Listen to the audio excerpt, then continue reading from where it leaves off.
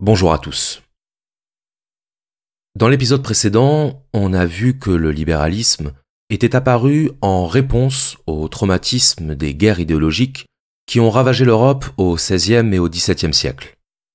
Face à l'ampleur de ce traumatisme, les philosophes libéraux vont imaginer un modèle de société qui ne ferait plus appel à la vertu des individus qui la composent. Leur raisonnement est le suivant: si c'est la prétention des hommes à détenir la vérité sur le bien qui les pousse à s'entretuer, alors il faut créer un modèle de société dans lequel les valeurs morales et religieuses seront privatisées. Autrement dit, il faut que l'État renonce à vouloir imposer aux hommes une certaine idée du bien. Ce principe dit de neutralité axiologique, Michéa en fait l'acte fondateur de la civilisation libérale. Pour la première fois dans l'histoire, les citoyens obtiennent le droit d'adhérer aux valeurs et aux croyances qui correspondent à leur définition privée du bien ou du bonheur. Pour le dire simplement, avec le libéralisme, les citoyens accèdent enfin à la liberté individuelle. Il est clair que, pour nous autres modernes, une telle liberté peut sembler le b.a.-ba. Personne ne s'extasie plus du fait que nous ayons le droit de croire en Dieu ou de ne pas y croire, de nous montrer généreux ou égoïstes, ou de préférer la débauche à la chasteté. On peut avoir un jugement moral personnel sur les pratiques des uns et des autres, mais en aucun cas ces pratiques ne constituent une infraction à la loi. En aucun cas elles ne sont juridiquement condamnables. Et d'ailleurs, je suis certain qu'en faisant ce rappel, certains d'entre vous se seront dit ce qu'on se dit tous quand nos droits sont reconnus: encore heureux. Encore heureux que l'État ne pénètre pas dans l'intimité de nos consciences et de nos chambres à coucher pour contrôler ce qui s'y passe. Encore heureux parce que, pour nous, il est devenu inimaginable que de tels droits puissent ne pas nous être reconnus. Mais ce « encore heureux » traduit quelque chose de philosophiquement significatif. Ce qu'il traduit, c'est ce qu'on pourrait appeler la naturalisation de nos droits fondamentaux. Naturalisation des droits fondamentaux, c'est-à-dire l'idée que nos droits fondamentaux sont naturels. L'idée que nos droits fondamentaux sont constitutifs de notre condition d'être humain. Et que c'est parce que ces droits sont naturels, parce qu'on ne saurait nous les retirer sans nous retirer notre statut d'être humain, que ne pas les reconnaître, c'est se rendre coupable du plus grand des sacrilèges. C'est si vrai que, lorsqu'une nation du monde jette des citoyens en prison en raison de leurs pratiques privées, pour avoir consommé tel stupéfiant, ou pour s'être adonné à telle pratique sexuelle jugée illicite, notre premier réflexe est de nous indigner contre ça. Notre premier réflexe, c'est d'y voir la marque d'une mentalité intolérante et rétrograde. Rétrograde parce qu'intolérante. Pour nous, occidentaux modernes, l'intolérance à l'égard des libertés privées est synonyme d'archaïsme. À l'inverse, nous associons l'idée de progrès à celle d'augmentation des libertés. Et c'est tout à fait logique que nous associons la liberté au progrès, précisément parce que la seule conception du bien dont nous reconnaissions collectivement la validité, c'est le droit. Dans le dernier épisode, j'ai évoqué la question de la sacralité du droit. Le fait que le droit ait progressivement acquis le caractère sacré qu'avaient autrefois les valeurs morales et religieuses. Le libéralisme, c'est en effet la désacralisation des valeurs morales et religieuses, en même temps que la sacralisation de la liberté morale et religieuse. Dans le même temps où nous avons cessé de considérer certaines valeurs comme sacrées, nous avons institué comme sacré le droit d'adhérer ou pas à ces valeurs. La conclusion de cette analyse, c'est que le droit constitue désormais le totem sacré du libéralisme. Et sa religion se nomme le progrès. Alors j'ai bien conscience qu'une thèse aussi radicale que celle que je viens d'énoncer nécessite évidemment un certain nombre de précisions si on veut qu'elle soit entendue. La première chose à préciser, c'est qu'il faut absolument établir une distinction entre le concept de liberté et le concept de droit. La liberté est un concept qui a fait l'objet de nombreuses discussions dans l'histoire de la philosophie et dont la définition est loin de faire l'unanimité. Par exemple, dans la Grèce antique, la liberté pouvait à la fois désigner la condition de celui qui n'était pas esclave, en ce sens, la liberté correspondait d'abord à un statut politique, mais pour les stoïciens, la liberté renvoyait au fait de ne pas être soumis à ses passions. Donc on voit ici qu'on a affaire à deux définitions très différentes de la liberté. Dans la philosophie chrétienne, la liberté, c'était la capacité des hommes à choisir entre le bien et le mal. Les animaux sont gouvernés par leur instinct, ils n'ont pour ainsi dire pas d'autre choix que de suivre leur instinct, tandis que les êtres doués de conscience morale, les êtres humains donc, peuvent décider d'agir selon le bien en dépit de leurs impulsions primaires. Pour Spinoza, la liberté, c'était la connaissance des causes qui nous déterminent. Pour Marx, c'était la sortie de l'aliénation, c'est-à-dire de l'illusion de la liberté. Et on aura l'occasion d'en reparler tout à l'heure. Donc vous voyez que défendre le principe de liberté, comme le font les libéraux, c'est déjà problématique. Parce que, de quelle liberté parle-t-on ? C'est pourquoi, au lieu de parler de liberté, il serait en fait beaucoup plus juste de parler de droit. La liberté, ça peut toujours se discuter. La liberté, c'est philosophique, donc soumis à interprétation. Alors qu'un droit, c'est objectif. Quand on parle du droit de vote, du droit à la sécurité sociale, ou du droit de faire grève, tout le monde sait de quoi on parle. Il n'y a pas de discussion sur ce qu'est un droit. Et lorsqu'il y a litige, lorsqu'il y a conflit sur le non-respect d'un droit, c'est le travail de la justice de trancher. Alors que lorsqu'on parle de liberté, c'est beaucoup plus difficile de trancher. Et s'il est nécessaire d'établir cette distinction entre la liberté et le droit, c'est parce que nous avons pris l'habitude d'identifier les deux, de confondre les deux. Et que cette confusion est source de très nombreux malentendus. Michéa insiste bien sur le fait que le choix des mots qu'on emploie est extrêmement important. C'est l'une des raisons pour lesquelles il se revendique de l'héritage d'Orwell. Parce qu'Orwell nous a bien mis en garde contre les dangers qu'il y a à mal nommer les choses. Mal nommer les choses, c'est le meilleur moyen de mal les penser. Employer un mot à la place d'un autre, c'est installer dans notre esprit une confusion qui aura des répercussions dans toute notre manière de réfléchir. Et donc désigner sous le nom de liberté ce qui devrait en réalité être nommé droit, c'est introduire un dangereux contresens. Le contresens le plus courant consistant à penser que si on se prononce contre tel ou tel droit, cela signifierait qu'on est contre la liberté. Si les libéraux condamnent toute restriction aux droits individuels, c'est parce qu'ils y voient une atteinte au principe sacré de liberté. C'est parce qu'ils identifient, de manière totalement indissociable, le droit et la liberté. Et ça pose de très gros problèmes. Ça pose de très gros problèmes parce que dans les faits, un droit supplémentaire ne correspond pas nécessairement à un gain de liberté. Un droit peut même, dans certains cas, nous éloigner de la liberté. Prenez l'exemple du travail le dimanche. On peut considérer que travailler le dimanche, c'est un droit. Et effectivement, c'est un droit. Un droit que l'on peut utiliser ou pas. Et le fait est que si on ne l'utilise pas, on ne perd rien.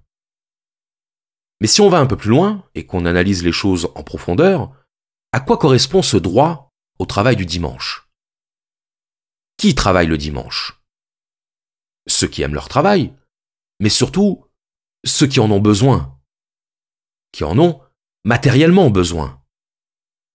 Quand un employé d'une entreprise accepte de travailler le dimanche, ce n'est pas pour le plaisir de mettre le réveil à 7 heures du matin. C'est pour remplir le frigo. Ou pour rembourser le crédit de la voiture. Un État qui autorise le travail le dimanche, qui institue le droit au travail le dimanche, c'est un État qui instaure comme une liberté la nécessité de travailler pour survivre. C'est un état qui nous place en situation de penser que renoncer au repos, au loisir ou à la vie de famille pour survivre, c'est une liberté. Autrement dit, présenter le droit au travail du dimanche comme une liberté quand ce droit répond d'abord à une nécessité, c'est travestir la réalité. Donc vous voyez que si on gratte un peu derrière la surface des mots, la réalité est bien plus nuancée.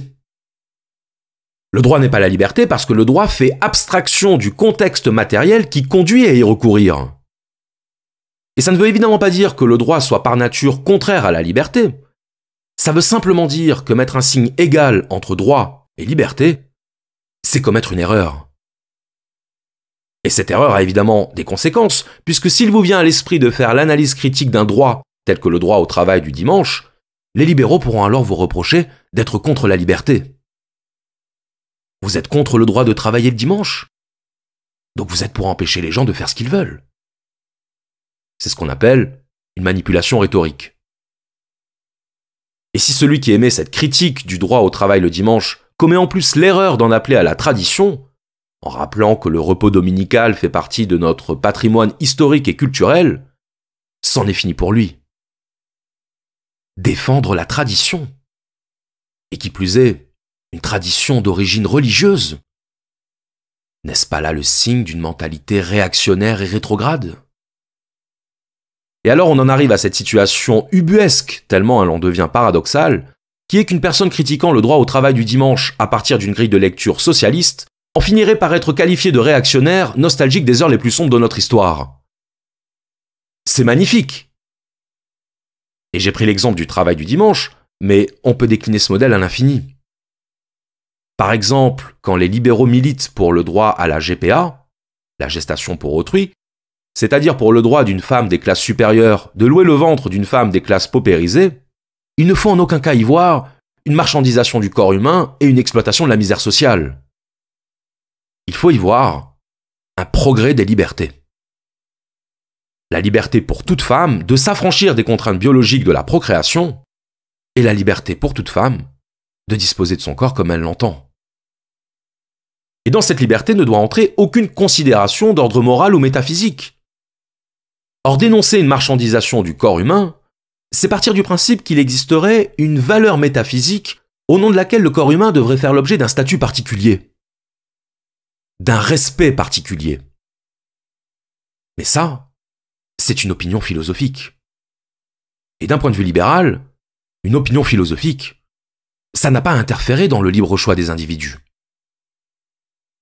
Et si vous faites remarquer à un libéral qu'il y a peut-être une limite à la marchandisation du corps humain, qu'on peut peut-être considérer que tout ne se fait pas, un libéral conséquent vous répondra « Au nom de quoi ? Au nom de quel principe supérieur devrait-on s'interdire de recourir à certaines pratiques dès lors que ces pratiques n'ont aucune incidence sur la vie d'autrui ?» Parce que, rappelez-vous ce qu'on avait dit dans l'épisode précédent, on avait dit que d'un point de vue libéral, la seule limite aux droits des individus, c'est le fait que leurs actions ne nuisent pas à autrui. Du moment qu'une action n'a pas de répercussion sur le bien-être d'autrui, toute référence à un principe supérieur devient hors propos. Le libéralisme, c'est le scepticisme à l'égard de toutes les conceptions du sacré. La seule chose que l'on puisse dire sacrée, c'est le droit.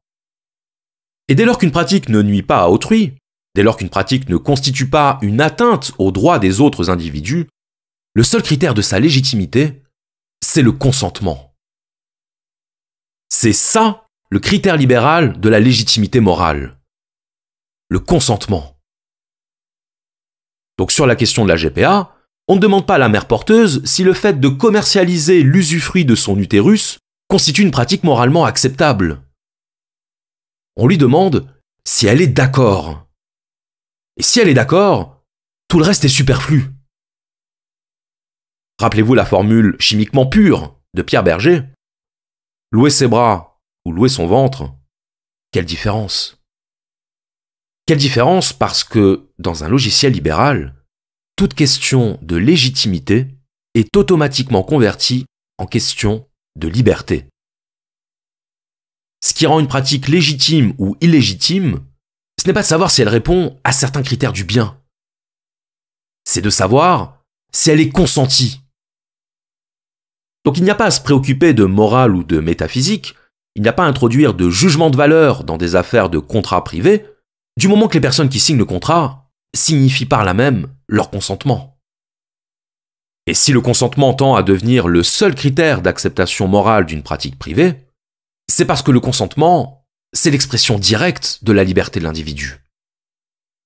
Le consentement, c'est la version libérale de l'autodétermination. Autodétermination qui prévoit qu'aucune instance morale n'est habilitée à décider à la place des individus ce qu'ils devraient s'autoriser ou s'interdire de faire. Et c'est ce qui fait par exemple qu'une notion aussi couramment admise que celle de dignité humaine a fait l'objet d'une redéfinition juridique dans le droit français parce que d'aucuns la jugeaient justement trop métaphysique.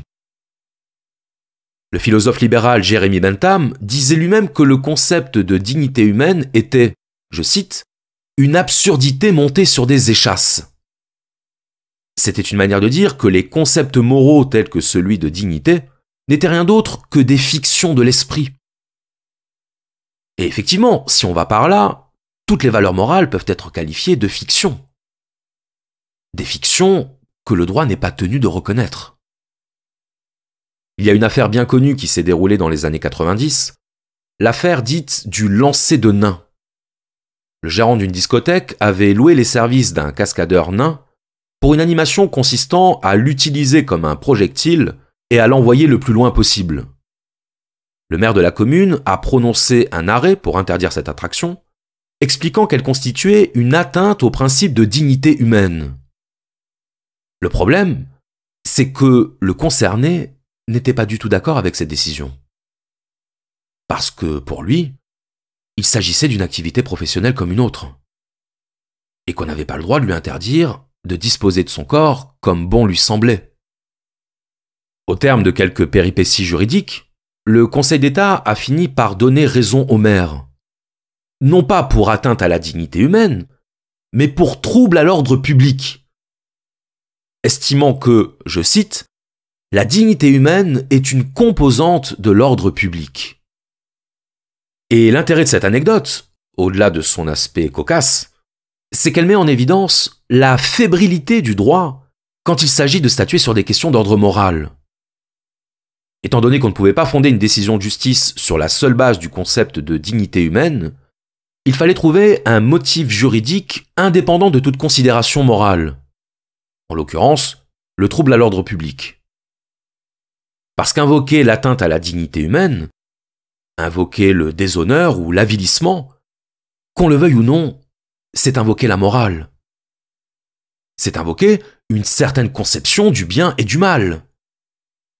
Or, qui d'autre que les concernés sont habilités à dire ce qui est bien ou ce qui est mal? Qui d'autre que les concernés sont légitimes à statuer sur ce qui est déshonorant ou avilissant? Et quand bien même une telle pratique serait effectivement avilissante, qui décrète qu'on n'a pas le droit de consentir à son avilissement? Le droit libéral, c'est la possibilité de consentir à son propre avilissement. Et lorsqu'on a compris ça, lorsqu'on a compris à quel point l'éthique du libéralisme est une éthique du consentement et non une éthique des valeurs, alors tout prend sens. Tout s'illumine. Tout s'illumine quant à la suprématie de la notion de consentement dans les débats éthiques contemporains, et qui fait qu'une même pratique pourra être jugée licite ou illicite, selon qu'elle aura reçu, ou pas, l'approbation de la personne sur laquelle elle s'exerce. Sur la question du consentement, et pour montrer en quoi cette notion pose philosophiquement problème, il est nécessaire de convoquer ici un concept absolument décisif, à savoir le concept d'aliénation. L'aliénation, c'est le phénomène par lequel nous nous soumettons librement à la volonté d'une entité extérieure. L'aliénation, c'est le fait de vivre comme une liberté, ce qui correspond en réalité à un choix conditionné. Nous sommes tous sujets à l'aliénation du quotidien. Lorsque nous achetons un produit de telle ou telle marque, notre sentiment, c'est que nous réalisons un acte libre. Personne ne nous contraint à faire ce choix. Nous le faisons librement et en conscience. Le but d'une marque, ce n'est pas de s'imposer à notre volonté. Le but d'une marque, c'est que ce soit notre volonté qui s'impose à notre conscience. C'est de faire en sorte que ce soit nous qui soyons demandeurs. L'achat de telle voiture, de tel smartphone ou de telle paire de chaussures répond moins à une logique rationnelle et pratique qu'à une logique de désir. Un désir qui se nourrit de l'imaginaire symbolique dont le produit constitue la matérialisation. Quand on achète un produit, on n'achète pas un produit. On achète l'imaginaire symbolique que ce produit aura su créer. On achète le rêve que le produit transforme en réalité. Une marque de voiture ne vend pas une voiture. Elle vend une expérience de liberté. Elle vend des sensations, un statut, une identité. Une marque de chaussures ne vend pas des chaussures.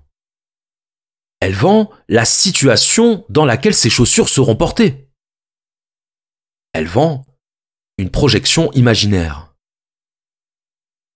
Et si on peut parler d'aliénation par la marchandise, c'est parce que nous projetons sur la marchandise l'expérience à laquelle nous l'associons, sans nous dire que cette projection imaginaire a été précisément voulue pour faire naître en nous un désir. L'aliénation, c'est la création d'un voile imaginaire autour de notre esprit dans le but d'orienter notre désir dans une direction particulière. L'aliénation, c'est le modelage de notre volonté accompagné de l'inconscience de ce modelage. Et le grand intérêt du concept d'aliénation, c'est qu'il permet de comprendre la faiblesse du concept de consentement. Le consentement est toujours lié à un imaginaire mental qui façonne notre volonté. Pour le dire simplement, notre volonté n'est jamais hors sol. Elle n'est jamais en apesanteur. Elle est toujours influencée par des forces qui, elles, ne dépendent pas de notre volonté. Car le propre d'une influence, c'est qu'elle est invisible. C'est qu'elle ne se manifeste pas comme influence. Un esprit influencé n'a pas conscience d'être influencé, précisément parce qu'être influencé, c'est adhérer de façon consciente à ce qui nous influence. Et donc, quand nous baignons dans un certain imaginaire symbolique, nos choix seront imprégnés par cet imaginaire sans même que nous nous en rendions compte. Et même si nous nous en rendons compte, il est déjà trop tard. Parce que le désir est là. Et il attend d'être satisfait. Il en résulte que ce que nous appelons choix est toujours dépendant de l'influence d'un imaginaire sur notre conscience. Et que faire du consentement le critère ultime de légitimité d'une action, c'est occulter ce facteur de l'influence qui infuse chacun de nos choix. On se souvient de la stratégie d'Edward Bernays pour inciter les femmes à se mettre à la cigarette. Il fallait convertir leur imaginaire. Il fallait convertir la représentation symbolique que les femmes se faisaient de la cigarette pour que fumer ne soit plus perçu comme un signe de vulgarité, mais comme un outil d'émancipation et de conquête de la liberté. En d'autres termes, pour inciter les femmes à fumer, il fallait transformer leur mode de représentation de la réalité pour les rendre activement complices de leur propre soumission. Et si on peut qualifier la stratégie de Bernays d'aliénation, c'est justement dans la mesure où cette stratégie ne reposait pas sur la contrainte. Elle ne reposait pas sur la force, mais sur la création d'un désir. C'est-à-dire sur la création d'une impulsion intérieure. Quand une industrie veut créer une nouvelle habitude de comportement, elle n'envoie pas l'armée pour nous faire obéir. Elle lance une mode. Et cette mode sera d'autant plus suivie qu'elle aura su faire naître un désir en nous. Ce qui montre bien que parler de liberté n'a aucun sens tant qu'on n'a pas préalablement défini le contexte d'influence qui oriente notre liberté. Car en l'absence d'un tel travail, on peut mettre sous le mot liberté tout ce qui résulte d'un travail de manipulation bien mené. Le meilleur des manipulateurs, c'est celui qui nous conduit à choisir librement ce qu'il avait pour objectif initial de nous faire choisir.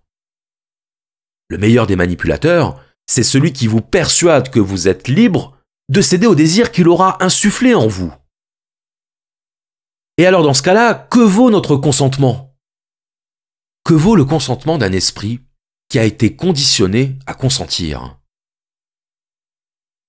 Et ce que Michéa remarque, c'est que cette analyse critique du concept de liberté, elle est totalement absente du logiciel libéral.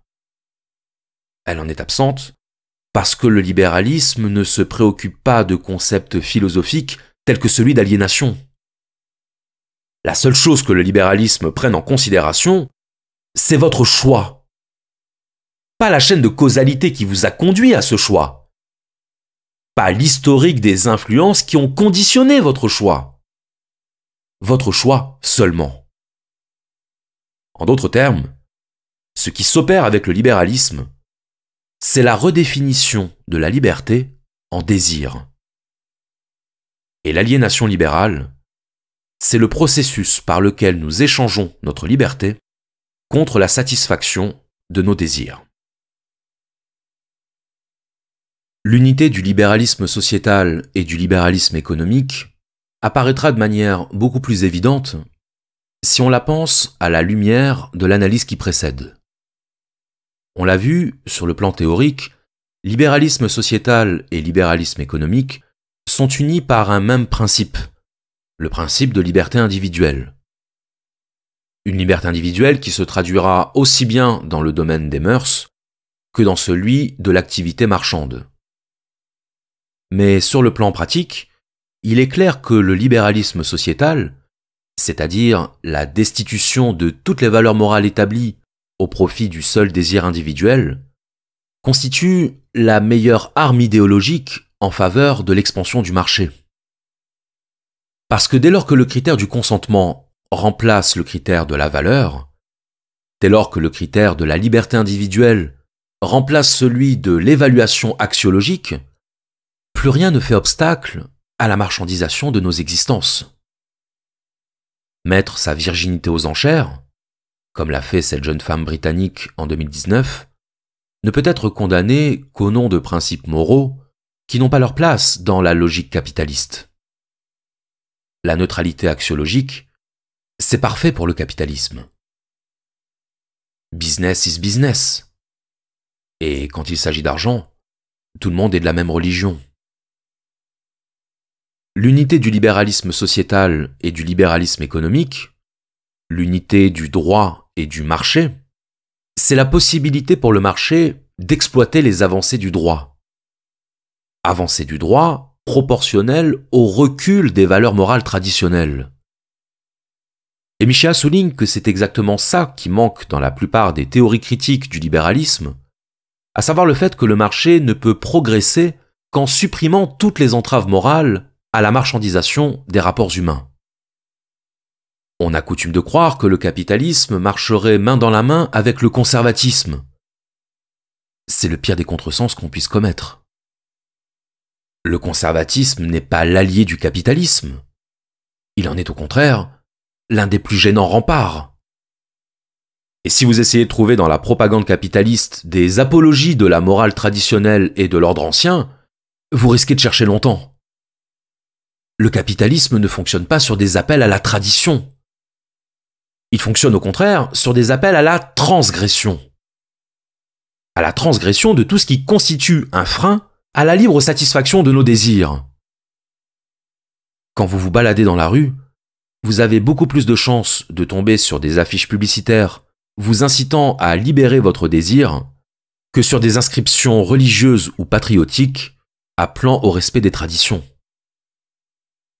Et c'est ce qui fait dire à Michéa qu'une critique socialiste du système libéral se doit nécessairement d'intégrer un moment conservateur. Un moment conservateur, c'est-à-dire une prise en compte du fait que le conservatisme constitue en réalité un frein à l'idéologie capitaliste. Parce que qu'est-ce qui définit l'idéologie capitaliste? C'est la transformation du monde en hypermarché globalisé et la réduction des individus au rang de consommateurs. Or, on n'attend pas du consommateur qu'il suive les préceptes de la tradition. On n'attend pas du consommateur qu'il préfère réparer plutôt que remplacer, ou qu'il domine sa pulsion de désir face à la sollicitation de la marchandise. Ce qu'on demande au consommateur, c'est de consommer. C'est de céder à sa pulsion de désir pour alimenter la machine économique. Ce qu'on demande au consommateur, c'est qu'il cesse de penser et qu'il s'oublie dans l'ivresse de la consommation compulsive. N'est-il pas ironique que la négation du verbe penser soit dépenser ? Et c'est finalement l'un des plus grands paradoxes de l'époque que la liberté se définisse désormais comme le droit à la satisfaction de ses pulsions, quand, dans toutes les civilisations antérieures au libéralisme, la liberté consistait précisément dans la maîtrise de ses pulsions. De ce point de vue-là, on pourrait donner un crédit inattendu à la phrase d'Orwell « La liberté, c'est l'esclavage ». Car dès lors qu'on requalifie en liberté le droit de satisfaire tous ses désirs, il est inévitable qu'une aliénation marchande se mette en place. Aliénation marchande qui, parce qu'elle s'adresse à nos instincts les plus primaires, parce qu'elle fonctionne sur les principes de la suggestion et de la sollicitation pulsionnelle, ne peut que remporter la mise. Quand la tradition maintenait certaines barrières à l'assouvissement déchaîné de nos désirs pulsionnels, selon la formule de Camus, un homme, ça s'empêche, le libéralisme nous invite au contraire à la désinhibition pulsionnelle. Désinhibition pulsionnelle qui, pour avoir lieu, doit faire table rase de tous les appels à la modération et à la maîtrise de soi. Michéa montre bien en quoi le slogan de mai 68 qui appelait à jouir sans entrave était finalement la meilleure formulation de l'idéologie capitaliste. Ce que le philosophe Michel Clouscar appelait le libéralisme libertaire, c'était cette alliance objective, à partir de mai 68, entre les libéraux économiques, défenseurs des intérêts du marché, et les libéraux sociétaux, partisans de l'idéologie du désir. D'ailleurs, on ne compte plus les spots publicitaires qui invitent les consommateurs à se faire plaisir, à mordre la vie à pleines dents, ou à braver les interdits, et qui ont trouvé dans la sexualisation de la marchandise le moyen le plus sûr de capturer notre désir. Et ce sur quoi insiste Clouscar, c'est la manière dont cette idéologie du désir fonctionne comme une nouvelle modalité de la tyrannie. La tyrannie de la pulsion contre la raison, la tyrannie de la tentation contre la retenue, la tyrannie de l'illimitation contre la sobriété. Et cette critique de l'idéologie du marché, de cette logique de la marchandisation qui tend à placer l'intégralité de nos existences sous la seule égide du désir pulsionnel, Michéa fait remarquer qu'on n'en trouve aucune trace dans le discours de la gauche contemporaine. Non seulement on n'en trouve aucune trace, mais même la gauche la combat. Et elle la combat au nom du progrès. Ce qu'il est essentiel de comprendre dans cette idée de religion du progrès, c'est qu'à partir du moment où on fait de la liberté un nouvel idéal métaphysique, et que parallèlement à ça, on redéfinit la liberté pour la faire correspondre au seul désir individuel, toute critique de l'idéologie du désir ne peut apparaître que comme un projet réactionnaire. Dénoncer l'aliénation marchande par la sacralisation du désir, aux yeux des libéraux, c'est être contre la liberté. Montrer que la logique capitaliste ne progresse qu'en éliminant une à une toutes les entraves morales à la marchandisation de l'être humain, ce n'est plus lutter pour la justice et la dignité. C'est blasphémer contre la religion du progrès. Beaucoup trouveront abusif d'employer le mot de religion parce que, dans notre esprit, la religion est associée à la croyance en Dieu. Et que le libéralisme, c'est justement la suspension de la croyance en Dieu. Mais quand Michéa parle de religion du progrès, il le fait à partir d'une définition des mécanismes psychologiques de la religiosité.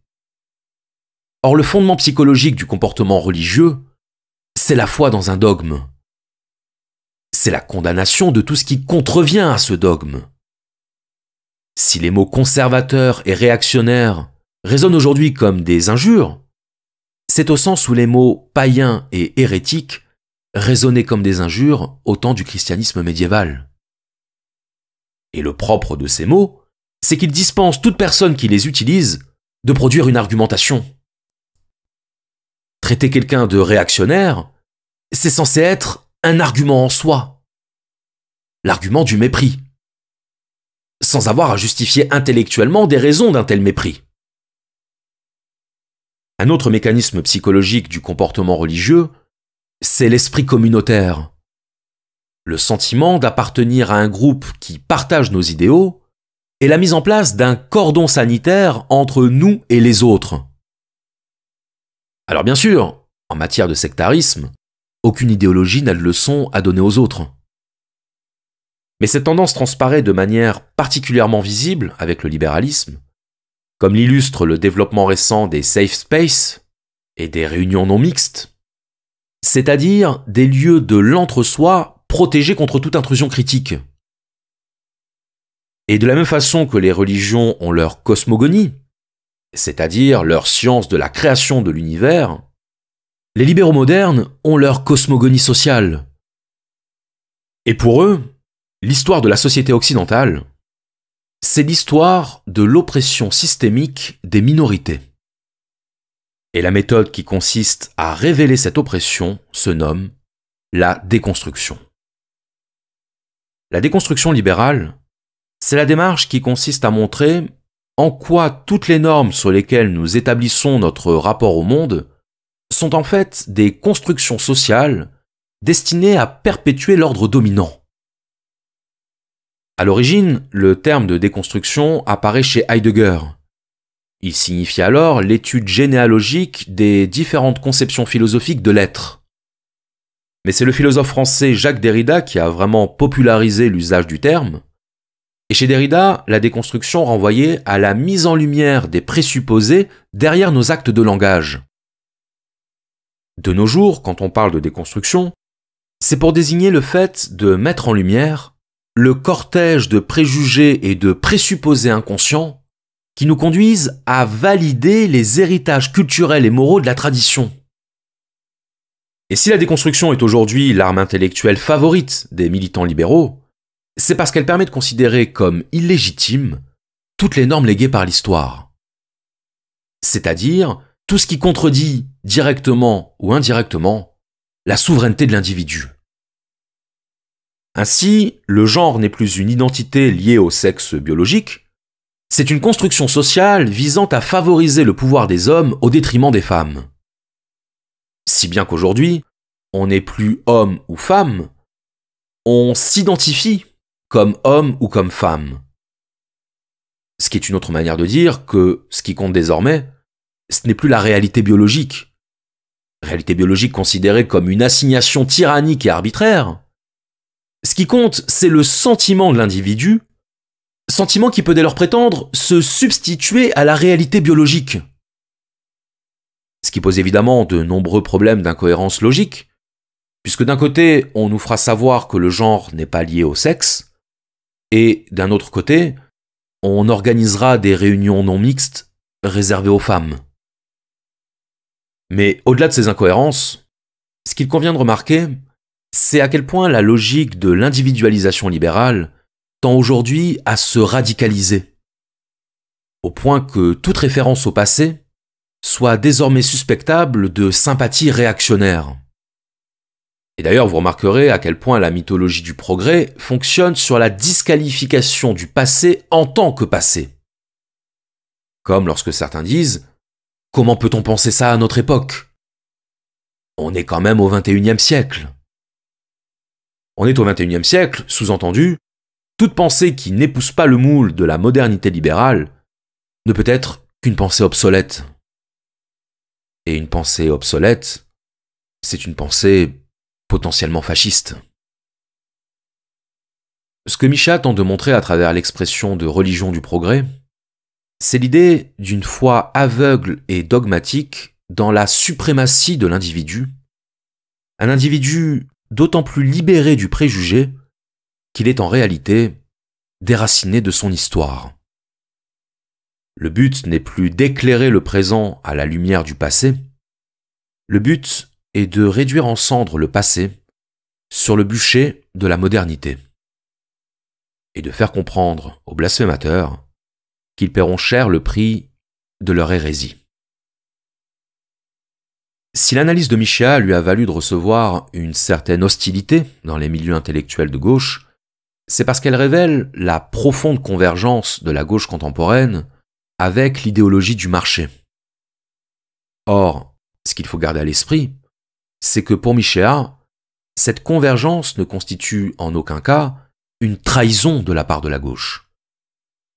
Il s'agirait d'une trahison si la gauche avait eu pour ambition initiale de combattre le capitalisme. Mais cela n'a jamais été son combat. L'entité politique en charge de la lutte contre le capitalisme n'a jamais été la gauche. L'entité politique en charge de la lutte contre le capitalisme, c'était le socialisme. Et la gauche n'est pas le socialisme. Si une confusion s'est installée dans nos esprits entre gauche et socialisme, c'est parce qu'au XXe siècle, une alliance s'est nouée entre ces deux courants, une alliance que Michéa fait remonter au moment de l'affaire Dreyfus, et que cette alliance a perduré jusque dans les années 80, avant d'être tacitement rompue. La gauche française jusque dans les années 80, c'était un compromis de circonstances entre deux courants bien distincts. Les radicaux, partisans de l'idéal des Lumières, c'est-à-dire partisans des libertés individuelles et de la laïcité, et les socialistes, partisans d'une économie collective. C'est ce qu'on a appelé les radicaux socialistes. Mais cette alliance contenait en elle le venin de la discorde. Car, contrairement aux socialistes, les radicaux n'étaient pas du tout partisans d'une économie collective. L'un des piliers des radicaux, c'est-à-dire des libéraux de gauche, c'était la propriété privée. Ce qui rejoint d'ailleurs ce qu'on a vu dans l'épisode précédent, à savoir que la gauche des Lumières considérait la propriété comme l'un des droits fondamentaux de l'être humain, au point de l'inscrire comme tel dans la Déclaration des droits de l'homme et du citoyen. Donc vous voyez que si on va au-delà des étiquettes et de la pensée conditionnée, l'alliance historique entre la gauche et le socialisme était tout sauf naturelle. Et si cette alliance s'est maintenue pendant un certain temps, au point même de nous faire oublier qu'il ne s'agissait que d'une alliance, c'est davantage pour des raisons stratégiques et électorales que pour des raisons de convergence idéologique. Donc il n'y a pas eu tromperie sur la marchandise, il n'y a pas eu trahison des classes populaires par la gauche, il y a eu au contraire retour cohérent de la gauche à son projet originel. Et d'ailleurs, l'histoire politique a donné raison à cette analyse, car que s'est-il produit lorsque la gauche dite socialiste est parvenue au pouvoir en 1981 ? Elle a d'abord mis en place des réformes d'inspiration socialiste, augmentation des salaires, 5e semaine de congés payés, retraite à 60 ans, et puis, 1983, le tournant de la rigueur. Privatisation, gel des salaires, réduction du budget de la sécurité sociale, ce que certains commentateurs ont appelé un changement de paradigme économique et qui correspond, dans les faits, à l'intégration de la gauche à l'économie de marché. Donc ce que l'arrivée de François Mitterrand au pouvoir a permis de mettre en lumière, c'est la position schizophrénique de la gauche contemporaine qui, après avoir échoué à satisfaire son aile socialiste, est finalement revenue à son logiciel d'origine, le logiciel libéral. Ce qui s'est produit avec l'arrivée de Mitterrand au pouvoir, c'est la victoire de la gauche libérale sur le socialisme. Et pour bien montrer à quel point ce virage libéral de la gauche n'est en rien un accident de l'histoire, et qu'il correspond bel et bien à un retour aux sources de la gauche contemporaine, Michéa fait remarquer qu'il coïncide avec un autre événement, un événement politiquement jumeau du tournant de la rigueur, à savoir la création d'SOS Racisme. Le tournant de la rigueur, c'est le moment où la gauche assume son orientation libérale en matière économique. Et la création d'SOS Racisme, c'est le moment où la gauche remplace le combat pour les travailleurs par le combat pour les minorités. François Mitterrand était connu pour son machiavélisme politique, il était connu pour son intelligence et sa froideur stratégique, et il est certain que la création par des personnalités proches du Parti socialiste d'une association dédiée à la lutte contre le racisme, au moment précis où cette même gauche abandonnait toute velléité anticapitaliste, ne doit rien au hasard.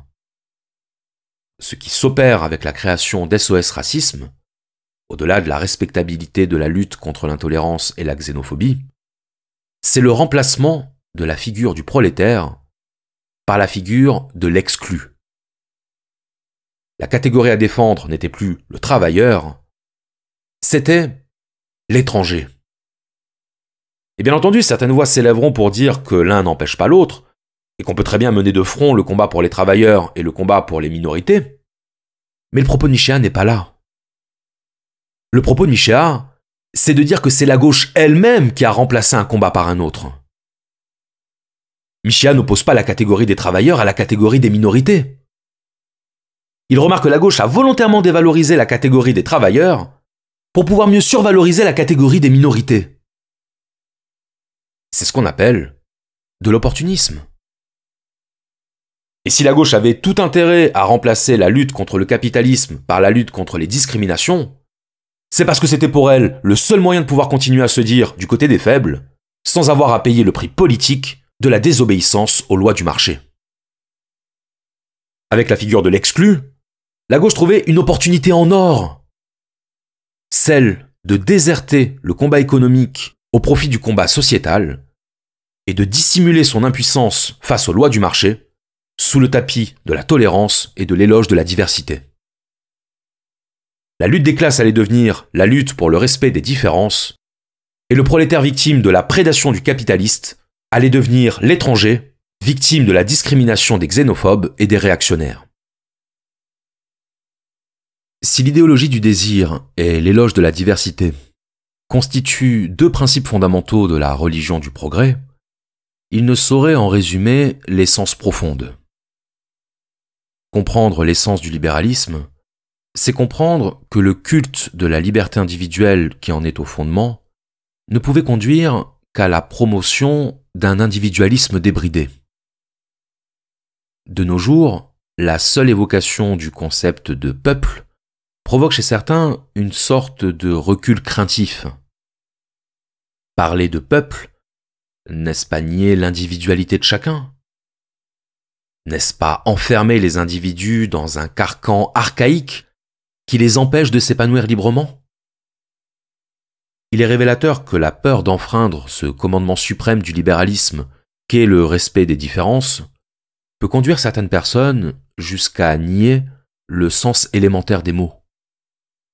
Le peuple, ce n'est pas la négation des individus. Le peuple, c'est le rassemblement des individus. Des individus partageant un territoire, une langue, des lois, qui partagent ce que Hannah Arendt appelait un monde symbolique commun. Un peuple, c'est le produit d'une histoire, d'une géographie, d'un héritage, et qui fait que lorsque nous traversons une frontière, nous le faisons avec l'espoir de rencontrer d'autres que nous-mêmes. Nier la notion de peuple, c'est nier l'existence d'autres peuples que le nôtre. C'est nier les spécificités, les différences, les particularismes que l'histoire a sculptés sur le visage d'autrui. C'est au contact d'autres peuples que nous comprenons que les peuples existent. Nier la notion de peuple, c'est considérer le monde comme un vaste parc touristique. Le tourisme a remplacé le voyage. Voyager, c'est suivre une voie. Le tourisme, c'est faire un tour. Remarquez le vocabulaire qu'emploient certaines personnes, très fières de nous dire non pas qu'elles sont allées dans un pays, mais qu'elles ont fait un pays. J'ai fait la Thaïlande, j'ai fait l'Australie, j'ai fait le Brésil. C'est un vocabulaire de consommateurs. De consommateurs qui cochent des cases. Quand nous contestons la valeur d'un concept comme celui de peuple, c'est exactement ça que nous faisons. Nous récusons tout ce qui s'intercale entre l'individu que nous sommes et le monde. Nous faisons comme si le monde n'avait pas d'histoire. Il n'y a plus un peuple qui écrit son destin. Il y a des électeurs qui votent. L'électeur étant à la politique ce que le consommateur est à l'économie. un client. Ce que l'analyse de Michéa montre, c'est que la dynamique individualiste enclenchée par le libéralisme a eu des effets incontestablement émancipateurs sur notre existence. La liberté de conscience, le respect de la vie privée, le droit à la marginalité. Mais ces effets émancipateurs ont leur contrepartie. Car dans un monde gouverné par la loi du profit, dans un monde régi par la logique de la marchandisation, les individus risquent fort de n'être plus que des atomes sociaux. Cette atomisation du monde que Engels voyait déjà à l'œuvre dans l'Angleterre du XIXe siècle, et qui l'incitait à voir dans les progrès du libéralisme industriel la marque d'une désagrégation de l'humanité. C'est le grand paradoxe du libéralisme que d'être né sur la volonté de faire coexister les êtres humains et d'y être finalement parvenu en les rendant indifférents les uns aux autres. La religion du progrès donne finalement raison à Rousseau lorsqu'il mettait en garde contre ceux qui vont chercher dans les livres des devoirs qu'ils dédaignent d'accomplir autour d'eux. Nous célébrons le progrès à mesure que nous oublions ce que nous sommes. Des êtres partageant un monde commun, des êtres porteurs d'héritage et de valeurs, capables d'égoïsme et d'indifférence, mais aussi capables de transmettre ce que ceux qui nous ont précédés nous ont transmis. Nous sommes des nains juchés sur des épaules de géants, disait Bernard de Chartres. Et si nous pouvons aujourd'hui nous octroyer le luxe de brûler les idoles du passé, c'est parce que ce sont elles qui ont labouré le terrain de notre émancipation. Nous ne regardons le monde de haut que parce que nous sommes nés sur son sommet. Je vous remercie.